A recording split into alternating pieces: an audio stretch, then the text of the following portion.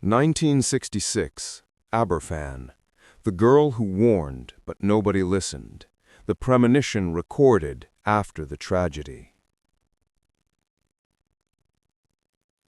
There are places in this world where the air seems to hum with old secrets.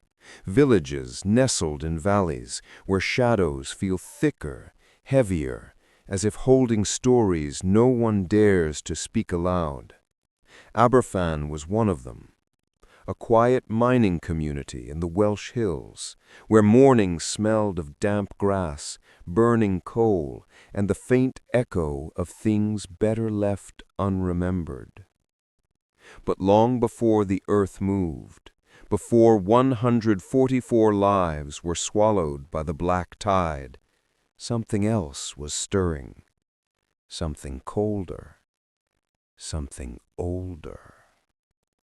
A whisper. Not the kind carried by wind, a whisper carried by dreams. On the night before the tragedy, the village slept under a sky swollen with rain. Clouds hung low, so low they looked as though they might scrape the chimneys. The moon hid behind them, dimmed into nothingness, as if it did not want to witness what was coming. Inside a small house near the school, a 10-year-old girl lay asleep, curled beneath a thin blanket. Her breaths were shallow, uneven. Her mind was far from restful. In her dream, she stood alone before Pantglass Junior School, the place where she laughed, played, and scribbled her lessons in pencil-smudged notebooks. But the school didn't look the way it usually did. The windows were dark, the doors were cracked, and the ground trembled beneath her feet, not in one violent jolt, but in a slow, rippling motion, like something massive was shifting underground. She lifted her head and saw the mountain. Not a real mountain, not the steady, ancient kind formed by nature. This one was made by human hands, a heap of coal waste, black as charred bone, piled high above the houses. In the dream, it towered impossibly tall, bending the sky itself. Then it moved. First a subtle shiver, then a slide, then a roar. The entire black mass lurched downward with the force of a collapsing night.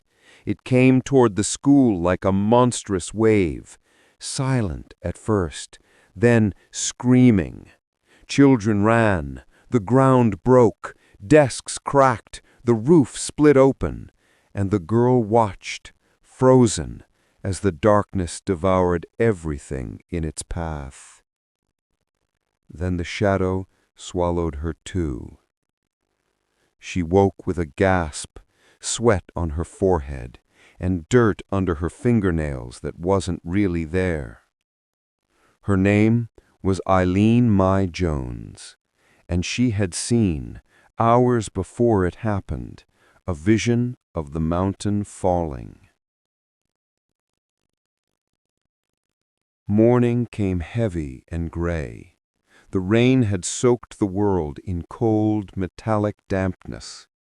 But nothing felt as heavy as the silence in that small bedroom where Eileen sat on the edge of her bed, gripping the blankets so tightly her knuckles whitened. Her mother noticed immediately. "Are you all right, love?" Eileen hesitated. How do you describe a nightmare that didn't feel like a nightmare at all? How do you tell your mother you watched your school collapse before it ever happened? She swallowed hard. "Mom," her voice cracked, thin as a thread. "I dreamed something bad, something very bad." Her mother sat beside her, smoothing her hair the way mothers do when they want to brush away the world's worries. "Just a bad dream. You're safe." But Eileen shook her head, slow, terrified. It wasn't like a dream. It felt real, like I was there. The school, it was buried. Everyone was buried. There was a big black mountain, and it fell on us." Her mother froze. A shiver crawled over her skin, the way a sudden cold breeze slips through a closed window. The words felt wrong, too heavy for a child, too vivid.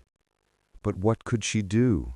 There was no number to call, no siren to warn the village, and fear is easy to dismiss when wrapped in a child's voice. She kissed her daughter's forehead. "It's all right, sweetheart. It was only a dream."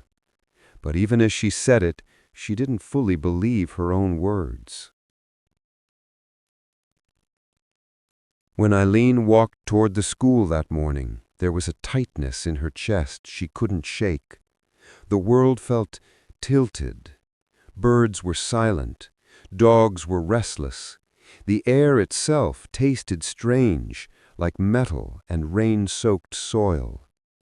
The path to Pantglass was one she had walked hundreds of times, yet today every step felt unfamiliar, heavier, as though the ground was resisting her weight. She looked up at the black heaps above the village, massive mounds of coal waste towering over the houses and gardens. Tip number 7 was the largest of them, swollen with weeks of rain, soaked like a sponge ready to split. Adults had complained, miners had warned, but warnings are easily ignored when the danger moves slowly until the moment it doesn't. She stared at the slope. Nothing moved, just the eerie stillness of a creature waiting for the right moment to awake. Her feet stalled. She almost turned back. Almost. Children don't often have the power to change fate. They only have the power to sense when fate is already coming. She whispered to herself, "It's only a dream. It's only a dream," and stepped inside the school. The door shut behind her with a soft, ordinary click, the kind of sound that becomes haunting only in hindsight. Inside, the building buzzed with the noise of children settling into their morning routines, chairs scraping, notebooks opening, whispers filling the air like fluttering birds. But beneath the chatter, something else pulsed. A tension, a hum, as though the walls themselves were listening. One teacher paused mid-sentence, feeling a sudden coldness down her spine. She rubbed her arms, trying to shake the feeling off. Another noticed the light flicker, not from electricity, but from something deeper, almost like a tremor. A boy near the back looked toward the window and frowned. He didn't know why. He couldn't explain it. He just felt wrong, as if something enormous was approaching. On the hillside above them, the rainwater had seeped deep into the coal waste, filling every crevice, pushing, forcing, swelling. Tip number 7 shifted a few inches. No one saw. Then it shifted again. The earth groaned, a low, bone-deep sound, too quiet for human ears, but unmistakable in nature's language. If someone had been standing close enough, they might have felt the ground tremble. If someone had been listening carefully, they might have heard the first whisper of the disaster. But no one was there. The mountain was alone with its secret, a secret it could no longer hold. Back inside the school, Eileen sat at her desk, her heart still drumming too fast. She stared at the chalkboard, but the dream clung to her like coal dust, thick and suffocating. Outside, Mist crept across the windows like a slow-moving breath. A teacher wrote the date, Friday, 21st October, 1966. The chalk squeaked softly, and then silence. A silence so deep, so sudden, so unnatural that even the children felt it. The ground held its breath, the hillside quivered, and far above them, the black mountain began to fall. The ground shuddered. At first the tremor was subtle, almost shy, a faint quiver passing through the veins of the valley, a tremor so small it might have been mistaken for the distant passing of a lorry or the settling of an old wooden beam within a miner's cottage. Something ordinary, something ignorable. But the earth does not shake without reason. Beneath the black mass of tip number 7, water had been accumulating for days, weeks, perhaps longer. It had seeped through the pores of the coal waste like blood, soaking into cloth. It pooled, gathering weight, gathering pressure, gathering intent. And now it moved. Far above the children, settling into their classrooms, the mountain of coal waste groaned. Not the groan of earth. It was the groan of something waking, something hungry. A deep guttural moan rolled through the hillside, vibrating through the stones, through the half-drowned soil, through the foundations of the quiet village still unaware of its fate. Then came the first crack, a long, tearing sound, like the fabric of the world splitting open. Inside Pantglas Junior School, a teacher paused mid-sentence. The chalk stopped its scratch across the board. For a moment, even the children grew still, sensing something strange fluttering at the edge of their awareness. Outside, a few birds exploded from the trees, wings beating in frantic bursts, fleeing toward the far edges of the valley. But the humans remained. Humans are always the last to understand. Along the main road, a lorry driver pulled to the side, frowning at the trembling beneath his boots. He stepped out, scanning the hillside above the school. The rain had softened the air into a gray haze, blurring the outline of tip number 7. But something about it looked wrong. He would later describe it as slumped, as though the mountain were exhaling, relaxing in a way mountains should never relax. He opened his mouth to shout a warning. He never had the chance. Back inside the school, little Eileen sat at her desk, fingers curled around a pencil she was barely gripping. Her teacher's voice drifted like an echo through water, muffled and distant. The dream. It was happening again, not in her mind this time, but in reality, folding itself over the world like a shadow returning to the place it was born. A chill crept down her spine. Her breathing quickened. It was the same sound, the same vibration, the same feeling of the world tightening around her, squeezing the breath out of the morning. She swallowed hard and turned her head toward the window. She couldn't see the black mountain, but she felt it. The way one feels a storm in their bones long before the first drop of rain. She whispered, barely audible even to herself, "No, no, please." No one heard her. No one ever listens to the child who has already warned them once. High above the school, the massive pile of coal waste shuddered again. The soaking rain had turned the lower layers into something like liquid, a thick black sludge, incapable of holding the weight above it. And now the collapse began. The upper part of the tip tilted forward slowly at first, like a giant hesitating, then all at once. A roar tore through the valley, a sound so violent it seemed to swallow every other sound in existence.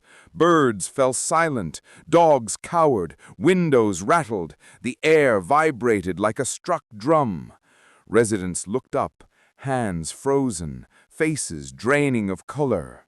A black torrent, millions of tons of coal waste, mud, and water surged forward like a colossal wave, hurtling down the hillside with unstoppable force. It moved faster than any human could run, faster than any voice could shout, faster than any warning could save the children sitting quietly in their classrooms. Inside Pantglass, the lights flickered. Some children gasped. Others giggled nervously, unaware of what was approaching them at nearly 30 miles per hour. A teacher glanced toward the window, frown deepening. What was that sound? Thunder? Machinery? A jet? No. Something more ancient. Something far more final. The building shivered, a brief violent jolt that made dust fall from the ceiling in thin, floating veils. Then a second jolt, stronger, angrier. A teacher opened her mouth to speak, and then the world outside the windows turned black. Not dark, not shadowed, black. As if night itself had come crashing down the hillside, swallowing the morning whole. Children screamed. The windows burst inward, exploding glass across the room. The floor lurched, and the black wave hit the school. The impact was not a crash. It was a destruction, swift, absolute, merciless. Walls were crushed, desks splintered, classrooms collapsed into one another like paper folding under a storm. Teachers threw themselves over children. Children clung to each other. The world above them disappeared in an instant. The roaring black avalanche swallowed everything, every corridor, every classroom, every small, fragile life caught in the wrong place at the wrong moment. And then, silence. A silence so deep it felt unnatural, as though the village itself were holding its breath. Up the road, parents heard the sound. Some dropped dishes, some staggered, some ran without understanding why. A mother screamed her child's name before she even saw the Black Mountain's path. A father sprinted toward the school, slipping in the mud, knees tearing open, breath burning in his chest. Every instinct in the village surged, every fear, every nightmare. But yet, the devastation was beyond anything they could have imagined. Where the school had stood moments before, there was now only ruin. A twisted, broken landscape buried under a suffocating blanket of coal-black sludge. Children were trapped beneath it. Teachers were buried beneath it. Life was buried beneath it. And the mountain, silent once more, watched, as if satisfied. Among the chaos, among the screams and the frantic digging with bare hands, someone spotted a small figure stumbling out of the dust. A child, covered in black mud, shaking, eyes wide with the kind of fear that never leaves a person. It was not Eileen. Her desk, her dream, her warning, all of it had been swallowed by the same wave she saw in her sleep. The dream she tried to share with her mother, the dream that could have saved her, the dream nobody listened to. She became one of the many children whose premonitions went unheeded, a whisper drowned in a roar. And Aberfan would never forget her words. not because they saved lives, but because they didn't. Because they were ignored. Because they were too real. Because a 10-year-old girl saw the future and adults dismissed it as imagination. The hours after the collapse did not feel like hours. They felt like fragments, sharp, disjointed pieces of time that cut into the hearts of those living through them. Moments became blurred by panic, by screaming, by the thick reek of coal slurry and broken timber. A fog of shock settled over Aberfan, turning every breath into a tremor. No one waited for instructions. No one waited for rescue teams. Parents, miners, neighbors, they all threw themselves toward the ruins of the school with the same desperate furrow instinct: find the children. Some clawed at the black sludge with bare, bleeding hands. Some used shovels. Some used broken planks. Some used nothing but will. Nothing moved fast enough. The black mass was heavier than anything they had ever confronted, a choking, dense mixture of slurry and coal that sucked at the ground like quicksand. It swallowed every touch, every effort, every scream. And beneath it were the voices. Small ones, faint ones, muffled cries rising through the mud like bubbles from a dying fire. "Mom! Mom! Help! Here! Over here! Please! I'm scared! I'm scared!" Some voices were too weak to form words. Some were too faint to locate. And some never rose at all. Men dug until their nails tore off. Women dug until their fingers cracked open. Miners, used to darkness, used to danger, worked with the unbroken, unstoppable rhythm of men trying to defy death itself. One miner later said, "It wasn't digging, it was begging the earth to give them back." Amid the chaos, a teacher's body was found, arms wrapped around several children, shielding them even in death. Her hair matted with coal, her dress torn, but her arms still locked tight. A human barrier against an inhuman wave. Nearby, 2 boys were pulled out alive, barely. Their eyes were wide, pupils blown with terror, voices trembling and fractured. They clutched each other as rescuers carried them toward a makeshift medical tent.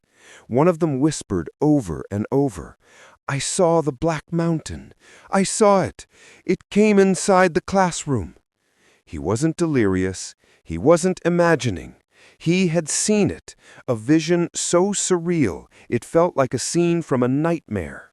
A literal mountain collapsing into a room designed for morning lessons and childhood laughter. As more bodies emerged from the wreckage, the village grew quieter. The screams softened. The frantic shoveling slowed. It wasn't that hope was gone. It was that grief was taking its place, a heavy, suffocating grief that clung to the air like the very coal dust that covered their skin and clothes. Every child pulled from the debris changed the atmosphere. For a living child, there were tears of relief, arms wrapping around them, frantic kisses pressed into filthy hair. For a still child, there was silence. A silence more terrible than the roar that had caused the collapse. Mothers collapsed to their knees. Fathers sank into the mud. Some wailed. Some didn't make a sound. Some looked as though a part of their soul had turned to stone. Aberfan was becoming a graveyard in real time. Hours passed. Rain began to fall, thin, cold, merciless. It pooled in the black sludge, making it even heavier, even more suffocating. It soaked rescuers to the bone, but no one stopped. One miner staggered back from the slope, chest heaving, trembling. He whispered, "The mountain is still moving." And it was. Small shifts, subtle slides, as if the tip had not finished its descent, as if the disaster were not a singular event, but a slow, grinding continuation of the nightmare. Engineers climbed the hillside, analyzing the remaining spoil heaps with trembling hands. The truth hit them like a blow. Everything above the village was unstable. Everything could fall, at any moment.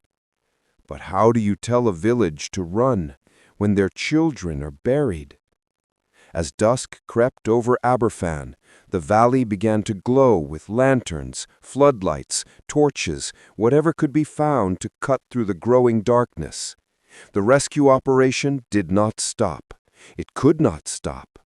But the darkness made everything more frightening, more fragile, more final. Shadows stretched across the ruins like black fingers. Fog curled around the broken timbers. The sound of distant weeping carried through the night like something haunting and hollow. And through it all, the warnings began to surface. Not supernatural ones, not dreams, real ones. Miners stepped forward. Mothers stepped forward. Fathers stepped forward. They spoke of complaints made months earlier, warnings sent to the National Coal Board, concerns about the instability of tip number 7, reports of water seeping through the heap, notices that the mountain was becoming saturated and dangerous, and yet nothing had been done. A child's dream had been dismissed as imagination, but grown men's warnings had been dismissed as inconvenience. The tragedy was not only foretold by a dream, it had been predicted by reality, documented and ignored. Aberfan began to understand that the disaster was not an accident. It was the result of decisions made far away by people who never looked into the eyes of the children who would pay the price. Near midnight, a small group gathered outside the school ruins, mothers mostly, wrapped in blankets, their faces streaked with mud and tears. They refused to leave. They refused to sleep. They refused to abandon hope, even as hope thinned like a fraying thread. One mother rocked back and forth, whispering her child's name over and over, as though repeating it might summon them out of the earth. Another stared quietly at the ruins, eyes empty. Another clutched the sleeve of a miner, begging him to dig just a little more, just in that corner, please, please. And somewhere near the edge of the wreckage, someone found a small green exercise book, flattened, damp, but intact enough to reveal a child's handwriting inside. Letters looping, numbers half finished.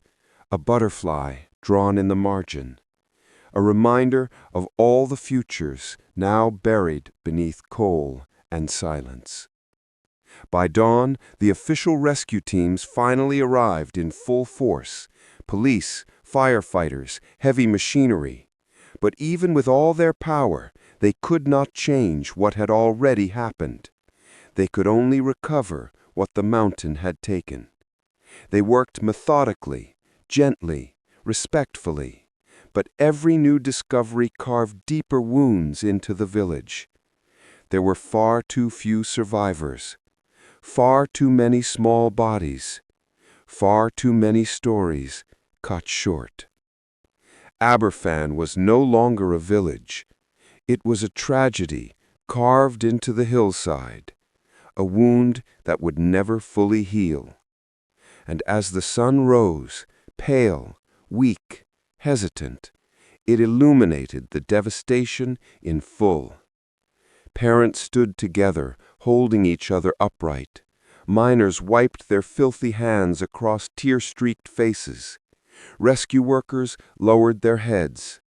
The mountain loomed above them, cold and expressionless, as if it had never moved at all. But the villagers knew the truth.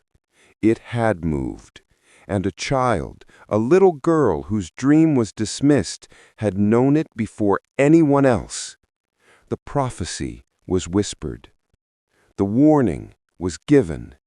And now Aberfan stood in the ruins of what happens when a child speaks the truth and the world refuses to listen. The silence after the avalanche was not a true silence. It was the suffocated quiet that follows catastrophe, a quiet filled with the echoes of things that no longer exist, a quiet that screams louder than any noise ever could. In that first stillness, there were no voices, no movement, only the settling of black sludge and the faint drip of water seeping through broken earth. Then, a cry, thin, shaking, human. Someone, somewhere, was alive. And the village erupted.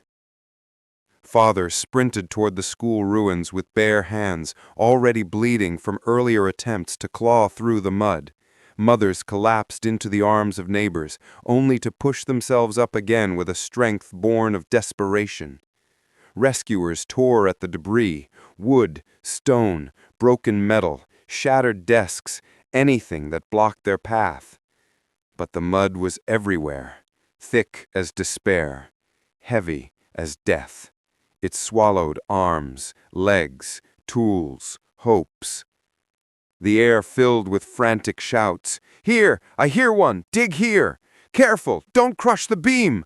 Where are the children? Dear God, where are the children?"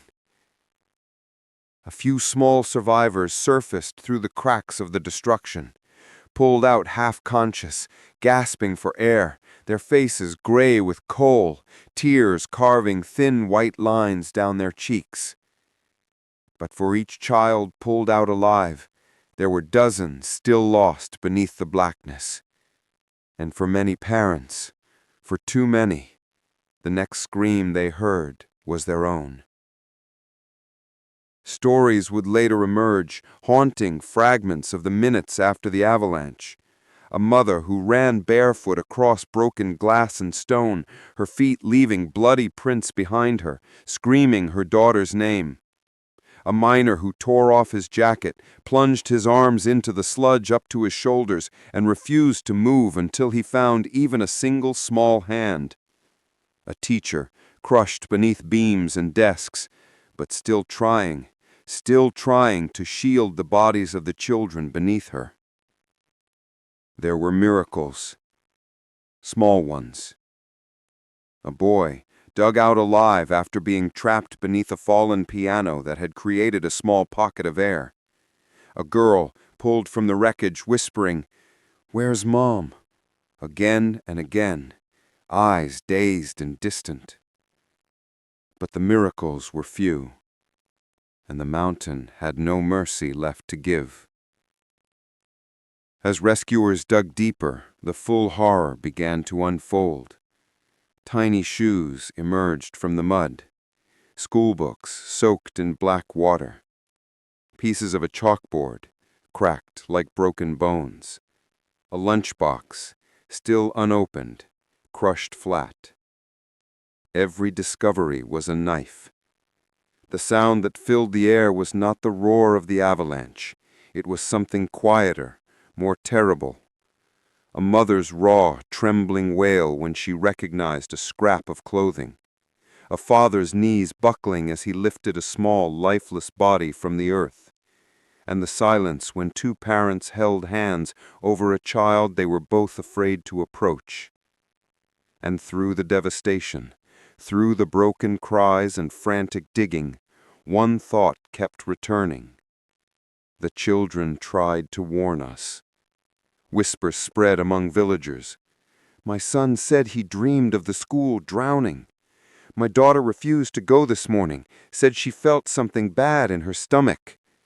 My boy woke screaming about black water. I didn't know what it meant. Premonitions they had brushed aside, signs they had dismissed, warnings they had ignored, but none cut deeper than one. A 10-year-old girl who dreamed of a black mountain swallowing her school. A dream that became her grave. By noon, reporters were arriving, officials, police, doctors.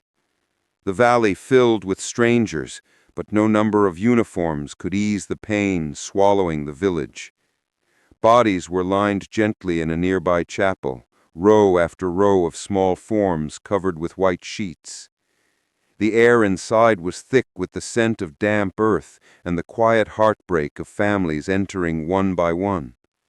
Some collapsed to the floor, some screamed, some whispered prayers with voices barely holding together.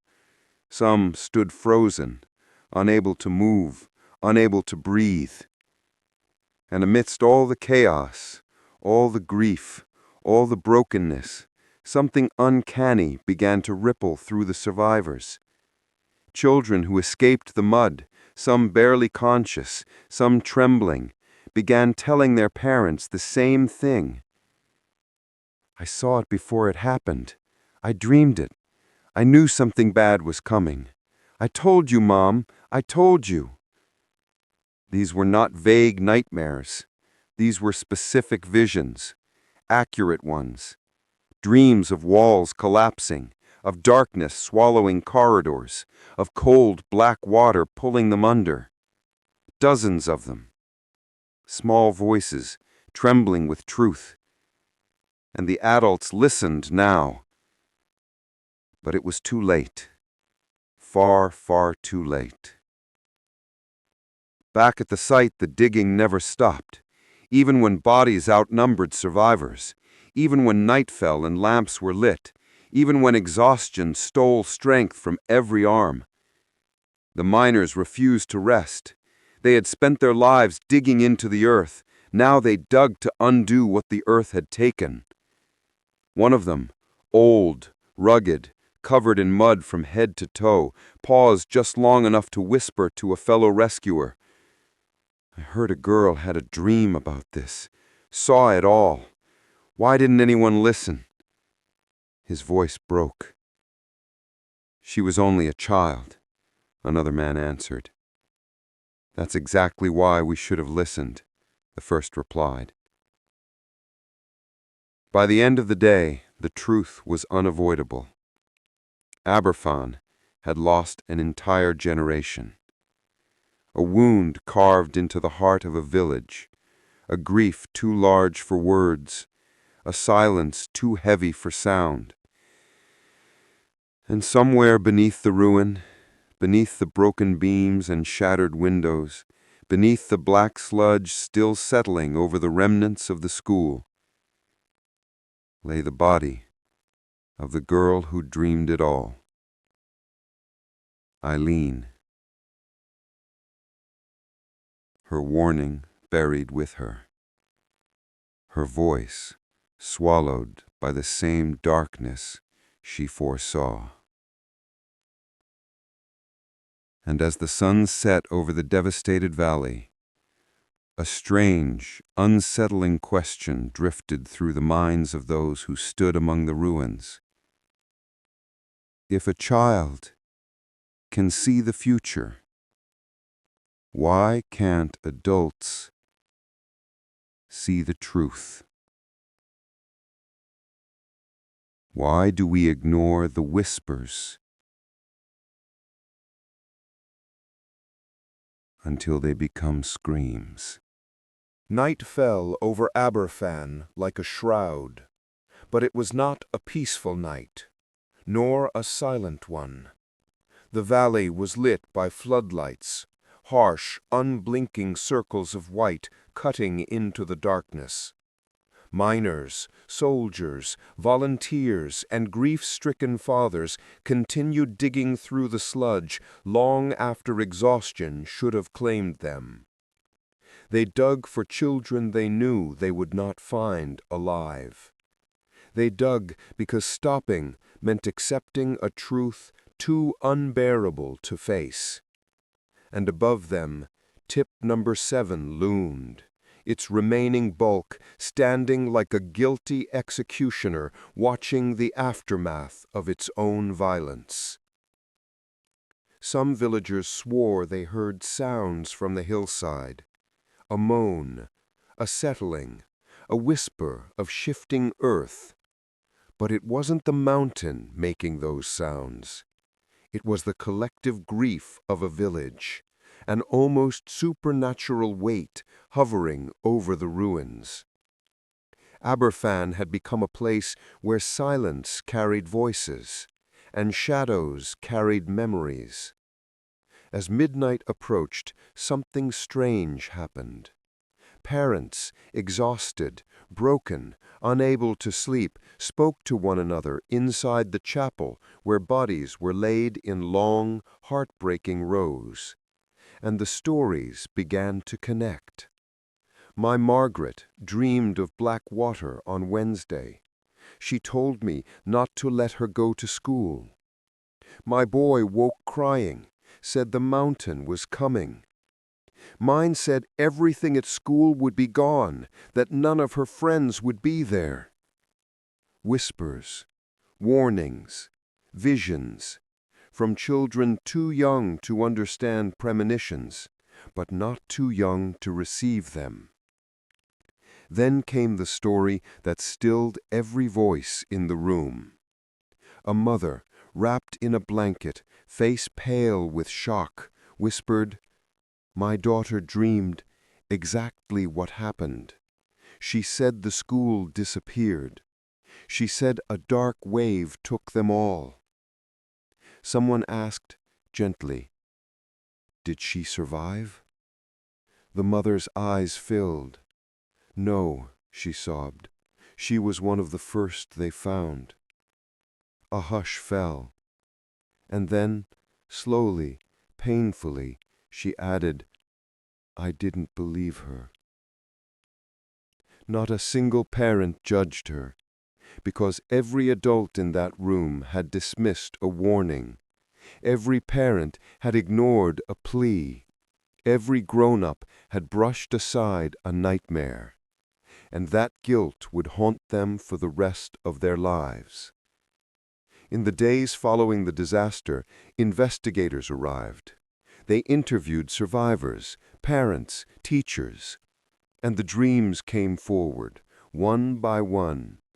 The premonitions were so specific, so accurate, so chilling that officials had no choice but to document them. In the final report, cold, bureaucratic, factual, there appeared a strange anomaly. The account of a 10-year-old girl who dreamed of the Black Mountain killing her school. It was written plainly, clinically, but for anyone who read it, the meaning was undeniable. She saw her death before it happened, and no one listened. Aberfan did not return to normal. How could it? Whole families were broken, dozens of homes emptied of laughter, a generation gone. But the one thing that lingered more deeply than grief was dread. A quiet, unnerving knowledge that some tragedies do not arrive without warning. Some disasters whisper before they strike, and sometimes, far too often, those whispers come from the mouths of children. Months later, a surviving child, 11 years old, confessed something to his father. He said, "When I dream now, I hear voices, children's voices, calling from the school." The father's blood ran cold. "What do they say?" The boy's answer was soft. "They keep saying, 'We told them.'" And then, after a long pause, "Why didn't anyone hear us?" The father had no answer. No adult in Aberfan ever would. Years passed, but Aberfan lived ever in shadow, not because of the mountain that fell, but because of the warnings ignored, premonitions dismissed, dreams brushed aside, instincts suffocated by routine. And among all the lost children, one figure lingered in the memory of every villager. A young girl, quiet and gentle, who tried to speak of the darkness she saw coming. A child who carried a message adults could not or would not believe. A voice swallowed by the earth before the earth swallowed her. Sometimes tragedy does not begin with an accident. Sometimes it begins with disbelief. Sometimes the future is revealed, not to the powerful, not to the wise, but to the smallest, most fragile souls. And when those warnings are ignored, the earth itself rises to finish the sentence. Aberfan remains a reminder of that truth. A village carved with sorrow, a prophecy left unanswered, a whisper turned into a scream, and at the center of it all, a girl whose dream came true, not as a miracle, but as a warning the world heard only when it was too late.